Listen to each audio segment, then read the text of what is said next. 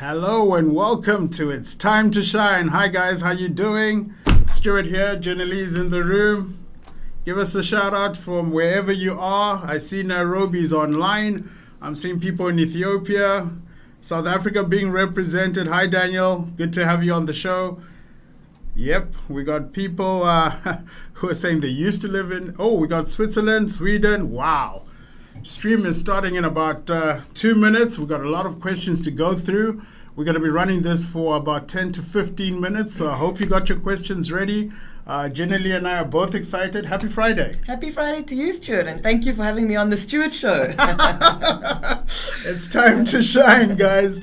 Now, really, the focus here is to try and help Africa's youth, of course, how they begin their careers on LinkedIn. I know you guys have got a ton of questions. I can see the questions coming through the stream. We're going to get through those as many as possible. But I wanted really to start off with introducing ourselves. Jenali, tell us more. What do you do at LinkedIn? Thanks, Stuart.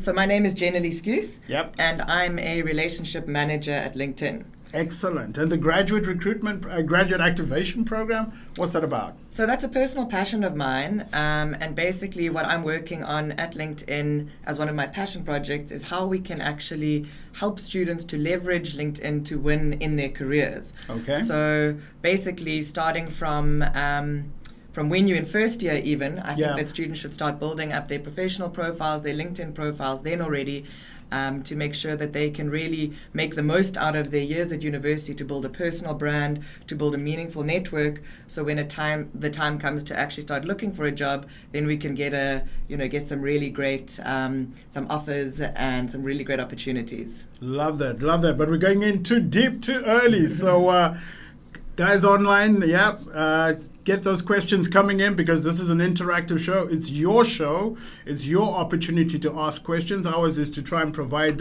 some best practices and some advice for you. So this is your show. But before we get into it, Jenali, one thing, this is a LinkedIn tradition, one thing that's not on your LinkedIn profile that you're super passionate about. So Stuart, something that's not on my LinkedIn profile is that I am a very passionate runner. And I think that the key word in that sentence is passionate, because I wouldn't say I'm a very good runner, but I definitely have a lot of passion for it and really enjoy doing it. So I've run a couple of marathons, a load of half marathons, and really, really love it. Wow. And I'm going to throw this back to you now, Stuart. Tell us something that's not on your LinkedIn profile. Yeah, so I do quite a bit of running myself. Does it show? I'm not sure I buy that. I mean, running to the kitchen, all right? I run to the kitchen and I whip up some amazing meals. I'm super passionate about preparing food and just seeing people's faces light up after a meal. I think if I wasn't doing this, I would have loved to have been a chef. So, awesome. Yeah, so that's my passion. You're running miles and marathons, and I'm running to the kitchen. All right, so I'm seeing a couple more people logging on. We've got more people coming out of Nairobi. We've got Uganda. We've got Sweden. I see a couple of guys coming in. Yep, the thread is working. So, LinkedIn, right? What is LinkedIn? I mean, what's the difference between this and any other social media? Well, LinkedIn is actually the biggest professional network in the world. Okay. And I think the key word there is really professional. Yeah. So it's a platform where people can build their professional brands, right, where they can search for opportunities. And it's also a platform where companies can look for great talent and also market their products, hire great people. So the key thing about LinkedIn is really that it's a professional platform. And that's what differentiates it from your Facebook, your Twitter, your Instagram. Okay, somebody told me LinkedIn is the boardroom of social media. So if you're going into the boardroom, how would you dress and how would you present yourself? Which really takes us to my first question around the photograph that you put on LinkedIn. How important is that?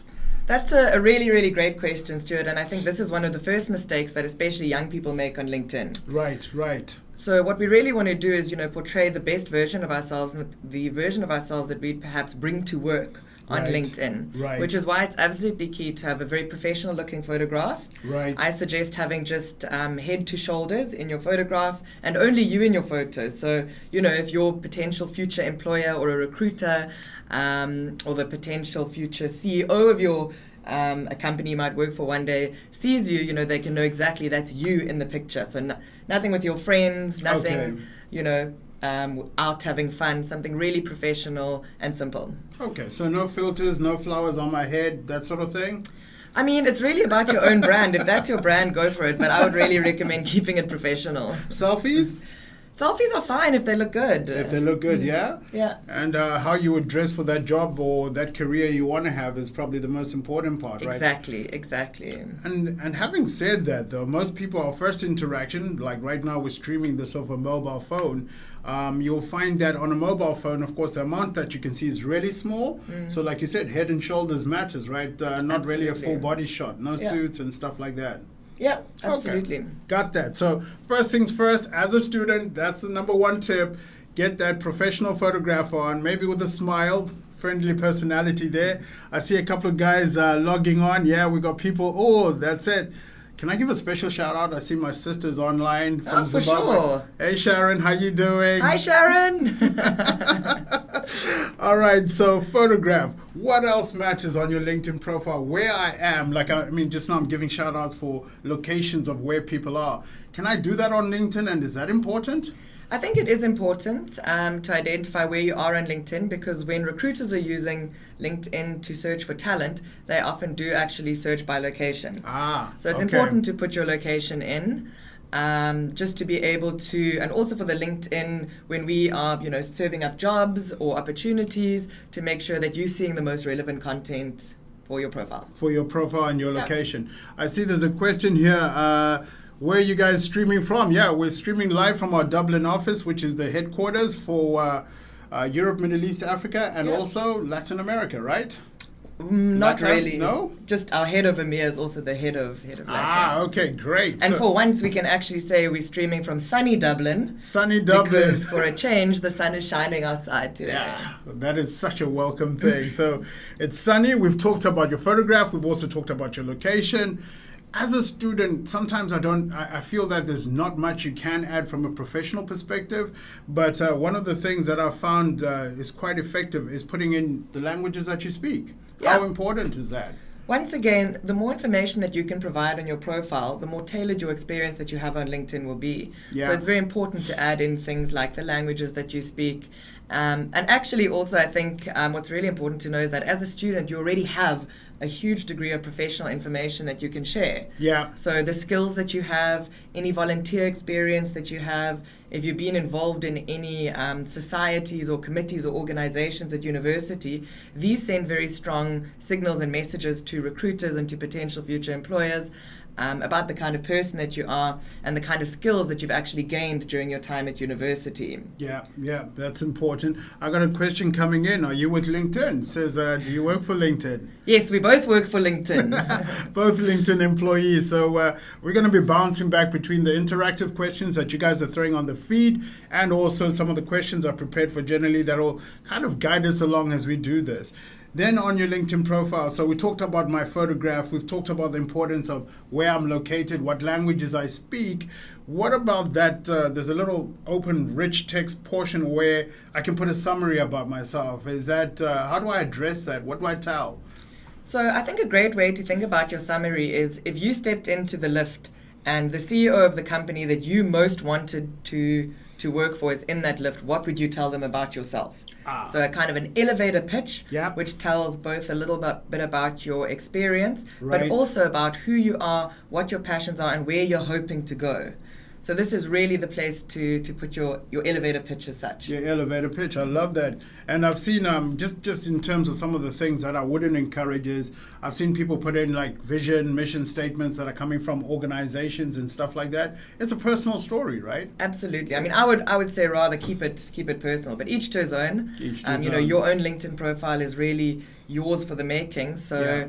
It's up to you, but I do think it's a great place to actually, I think the foremost place on your personal profile to communicate your unique brand. And it's going to continue to change, right? Your career aspirations, the things you're passionate about, the career you're taking, that's going to continue to change. So keep it alive. Don't keep it one statement. Keep on evolving with it. And another pro tip, maybe put in one or two words, terminologies from the industries that you represent. Because again, when recruiters do these searches and that sort of thing, if of course you've mentioned artificial intelligence, Bitcoin encryption, as those are the things you're interested in, that could help you surface, right? Absolutely. Yep. All right, perfect. So photo, location, languages, summary. Maybe we might now get into putting in your volunteer experience. Why is that important? Because that's my personal side. Why should I have that on LinkedIn when you said this is such a professional platform? I think there's a couple of reasons that volunteer experience is really important. The first is that when you are volunteering for any organization, you are gaining a great deal of skills during that experience. Yeah. So whether it's budgeting, interpersonal skills, communication skills, presentation skills, Right. whatever they are, that's a really important area where you are gathering skills and learning new things. Right. And that's especially important for students who may not have, a very long list of work experience to communicate their unique offering. Yeah. The second reason I think it's very important is because it tells a lot about a person, the kind of causes that they're interested in, Yeah. what they're passionate about. And another thing that this can actually do and result in is finding common ground with recruiters or hiring managers if you're ever in an interview. Because if someone sees, that you volunteered or have a similar interest or volunteer experience, that's a great thing to start chatting about. Yeah. And finding common ground over. Yeah, and that whole common ground, if it's an international body for volunteering, you tend to find that could be the icebreaker that gets you into the room. Absolutely. Oh, wow. So, guys, it's super, super important. I think the current statistic says that up to 6 times more profile views if you actually put in your volunteer experience. So whether it's a long-term volunteer activity you're doing or it's just between your summer break, put those in. Absolutely. Because they're super important. Let's see what questions we're getting online. All right, so let's see. We have a question right here on how to connect with people and when should I start my connections? That is an absolutely great question.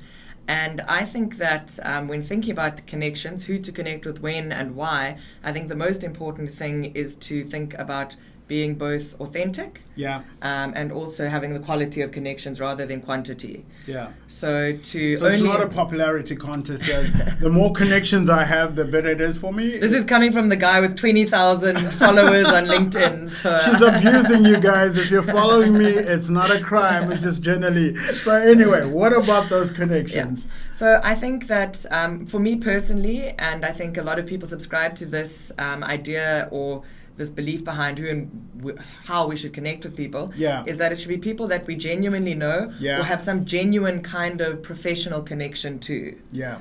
And I think that one of the important things to remember when connecting is people are far more likely to accept requests if you add a little note to it. So whether it's a little note saying, I read an article that you posted and I think it's really interesting, would love to hear more about the kind of content that you're creating or around your thoughts, or whether it was great meeting you yesterday, thank you for taking the time to interview me. People are far more likely to respond to a connection request if you have a personalized note. Okay, so don't just hit that connect button. Put in a little summary on why you want to connect, where the connection has been made, just to jog someone's memory, because we all meet lots of people, right? Absolutely. Oh. And also, I don't recommend just connecting with absolutely everyone on the platform. There should be a real, genuine reason behind why you're making connections. Excellent, so that they grow you as well. I love that. So that answers the question around connections. In terms of who to connect with and why to connect up with somebody. Any more questions coming through the feed? We'll be fielding those as we go along. The whole idea behind this is to make it interactive, to answer some of those burning questions that you might have as an individual, as a recent graduate, or as Jenali said right at the beginning, right? It's not about waiting until the time when you're about to graduate. It's about taking a proactive approach, getting onto the network, and then learning from people on the network. I mean, what I've found useful for my personal perspective is that if I have an aspiration for a particular role, I will look up people in those roles, see some of the wording that they're using, and borrow. It's okay to borrow and cut and paste in certain areas, right? As long as it's authentic. Yeah, as long as it's authentic and it's genuine experience that you have. Yeah. I think getting inspiration from other profiles is absolutely fine. Yeah. And the other thing that I encourage people to do, especially students, is to remember that there's a lot of recruiters who are using LinkedIn as a way to search for employees. So the kind of information that you put on your profile is really what makes you show up as a potential candidate to them or not. Mm-hmm. So if I can share my own personal story. Yeah. I was what's called a passive candidate before I worked at LinkedIn, so I wasn't actively looking for a job. Right. But there were certain keywords and certain experience on my profile that surfaced me as the kind of candidate that the team that I'm sitting in now was looking for. Right. And then they reached out, a recruiter from LinkedIn reached out to me because of the experience on my profile. Right. And offered me, after obviously a long process, I got offered a job here at LinkedIn, and I was actually willing to turn my entire life upside down. Yeah. I was living in South Africa. I was very happy. Wasn't actively looking for a job, but this opportunity came up, and I simply couldn't pass it up. Right. And because of my LinkedIn profile, this recruiter was able to find me and connect me to a really, really great opportunity for myself, and packed my bags, moved from South Africa to Dublin, and here I am now. Yeah, live streaming with Stuart. I was living out in Nairobi, Kenya, and the one thing I love about your story is the fact that these jobs can surface organically based on what you're doing on your profile, based on what words you've got on your profile, based on your experience, based on your passion. It will leak, and recruiters will reach out to you, and opportunities will come. Did the same thing, based out in Nairobi, packed my bags, and now living in Dublin and live streaming with you here on LinkedIn Live. I've got a couple of people coming in from Ethiopia. Oh, wow. Excellent. Hello, Ethiopia. Hello, Ethiopia. And look at that. Someone's showing off. They're live. They're watching us live from Mombasa, the beach. Oh, lucky them. Yeah. Anybody want to trade places? I'm available. So this thing about showing your passion and showing what you love and showing what you really care about, right? How do you do that on LinkedIn? I mean, how do you get that to show? Yeah, I think there's a couple of ways that that you can really, communicate a unique personal brand and professional brand on LinkedIn. The first is obviously in your summary on your LinkedIn profile. Yeah, and the second is, and I think you'd be a great person to speak on this topic, is the other ways that you can use LinkedIn to build your brand, such as positioning yourself as a thought leader through publishing content. Okay. So writing articles on Pulse, sharing posts, sharing your unique experience. Mm-hmm. And that's a really great way to kind of differentiate yourself and build a personal and professional brand. Excellent. And maybe, you can actually share some of your tips. You have a lot of followers on LinkedIn. And I think you have a really great approach to how you've built your brand on LinkedIn. I call it my 5 E's in terms of how I believe you should show your passion or your purpose. I think the first thing is to educate. I think share knowledge like we're doing right now. I think if you give, the more you get. That's just always been my philosophy. The second thing is to excite people about what is possible, right? So again, we're on this platform trying to excite you about using LinkedIn to start off your career journey. So excite people about what is actually possible. The other thing that I find is to build engagement. So don't be a know-it-all. Share your point of view and try and get other people to also chip in, because there's a lot of really smart people on LinkedIn that will always add on what you know. So I put out a point of view, but I'm always trying to get engagement. So guys, if you are a student or if you're a recent graduate and you're following someone or you're following a particular company, one of the most effective things is to start engaging on some of the content that they're pushing out. Because then you start surfacing, those hiring managers, those recruiters start seeing you become hard to ignore. I've given you how many now? That's 3. I've got 2 more to go. The next one is to elevate. Mm-hmm. I think LinkedIn is such a beautiful platform for talking about accomplishments or recognizing people that have helped you in your career, recognizing people that have built you, people that have mentored you, people that have coached you. So I find elevating someone else, I think, is a great way. And the last thing is edutainment, a mix of a little bit of fun, but keeping it professional in terms of what have I learned from this experience or from a mistake I'd made. So those are my 5 E's. And awesome. How many times would you post a week? I think that this is really, really up to the individual and completely what you're comfortable with. Yeah. So, and I think that's a really important thing to remember about your presence on LinkedIn, is that you don't have to do anything. Yeah. But the opportunity is there to really, as you say, elevate yourself and create a great professional brand. Yeah. So it's really as much as you're comfortable with as an individual. Super. I got a question here that's coming on from the online team. It says here, from somebody following us online, it says here, could you shed some some light on how to effectively use LinkedIn as a salesperson if I'm starting my career? It's actually a question out of India. So is LinkedIn the platform as an individual for me to reach out to people and start selling? I would say yes, absolutely. Yeah. And I think, there's a lot of resources available that you can use online already to see how to build out a great profile as a sales professional. Right. And LinkedIn also has a number of tools and solutions to equip sales professionals with the tools to actually reach out to people, to use the platform specifically for selling purposes. Yeah, so it can be used for selling, right? Absolutely. All right, so but not in the first message after we've just reconnected, right? Because that kind of turns off guys. So you've got to be situationally intelligent about it and emotionally intelligent about it. Absolutely. Otherwise, people can remove connections, right? I mean, this is the beauty about LinkedIn, is that you can choose who to be connected with and who not to be connected with. Absolutely. Okay, let's see what questions we're getting online. Oh, wow. Representing Mauritius. Dario, how you doing? I think you're showing off sitting at the beach in Mauritius. Lucky you, Dario. Lucky you. All right, so we talked about posting, which is the regular updates we do. But I think as a student, one of the most valuable things that you could do on LinkedIn is start writing long-form articles, because that goes with your profile wherever you go, right? Yeah, absolutely. And it's a really great way, as I say, to position yourself as a thought leader if you have something, or when you have something worthwhile to say, and to share your unique views and opinions, and we can all learn from each other. So yeah, and it's a very easy thing to do. You can write long form articles straight from your profile using Pulse. Yeah.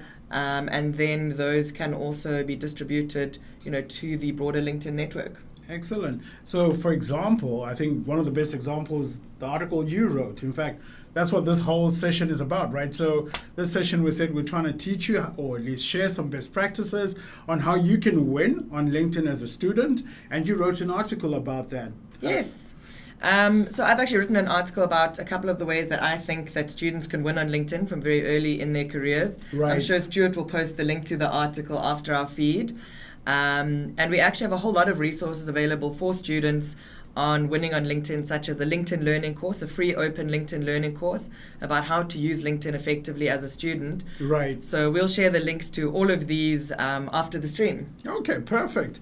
Got a question coming in terms of how do I reconnect with people that I went to school with? I struggle with this word, and I'm going to be telling the whole world I struggle with this word.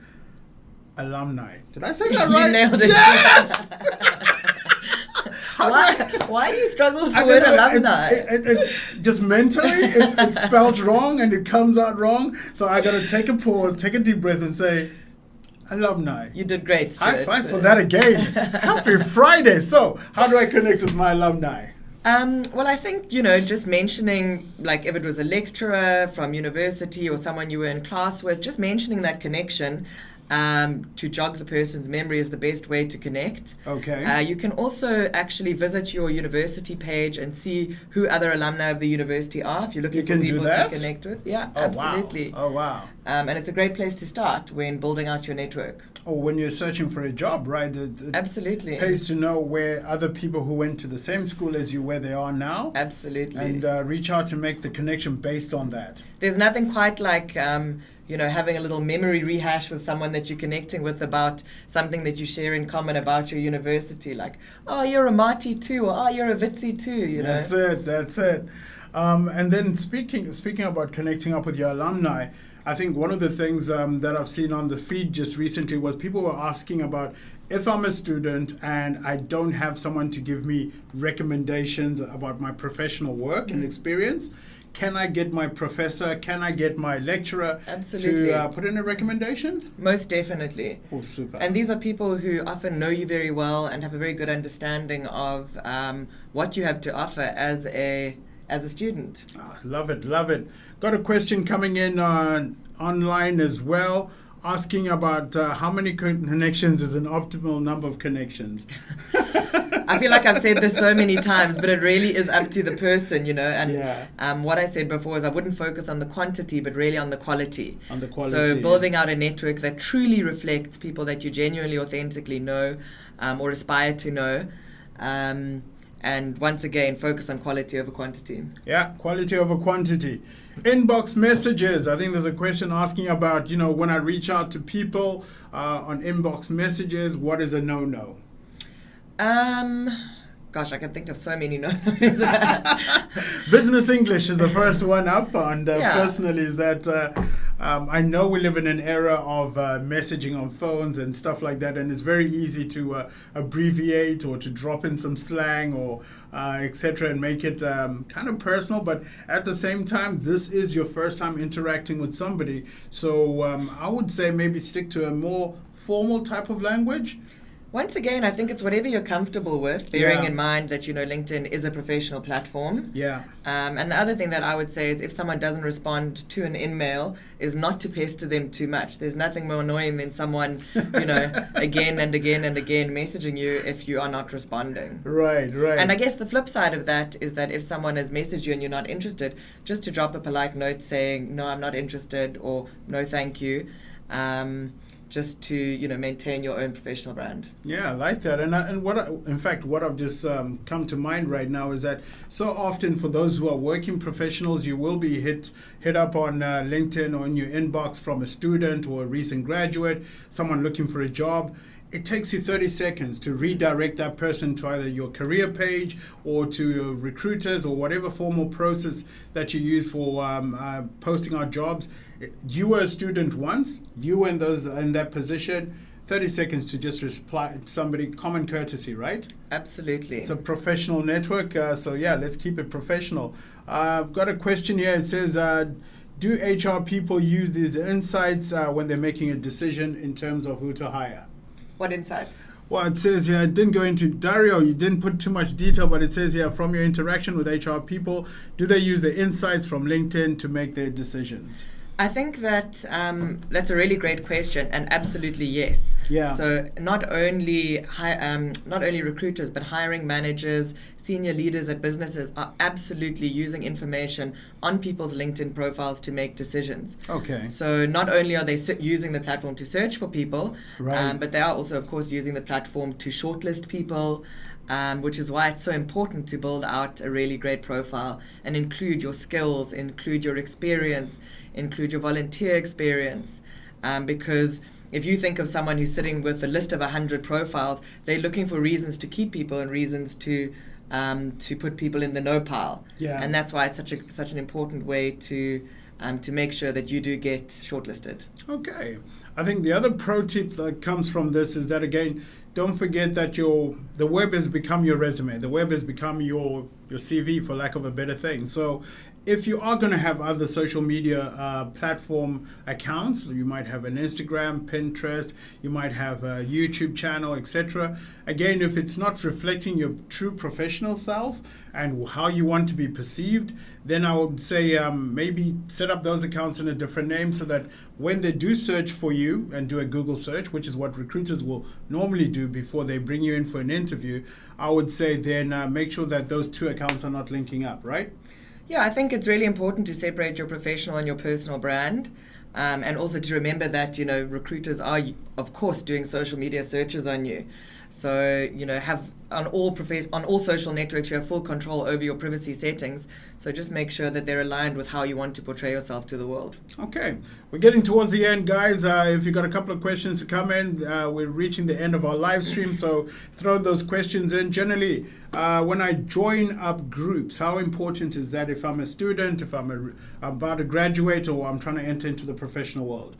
I think that groups are a really, really great way to stay up to date with industry news or interest-specific news, and to get embedded in an online community of like-minded individuals. Yeah. So it's a really, really great way to start building up your brand. Okay, super. I'm just checking if we got live questions coming in so that I make sure that I've answered everyone's questions. If you got questions, please, like I said, we're getting towards the end of this. It's your time to shine, and we're trying to help you build that professional network and start building out your professional brand so that you get that economic opportunity. Speaking of economic opportunities, I've been seeing on social media just about everywhere, there are over 20 million jobs on LinkedIn. Now, those are full-time jobs. Some of those are internships. Some of those are part-time jobs, contracting jobs.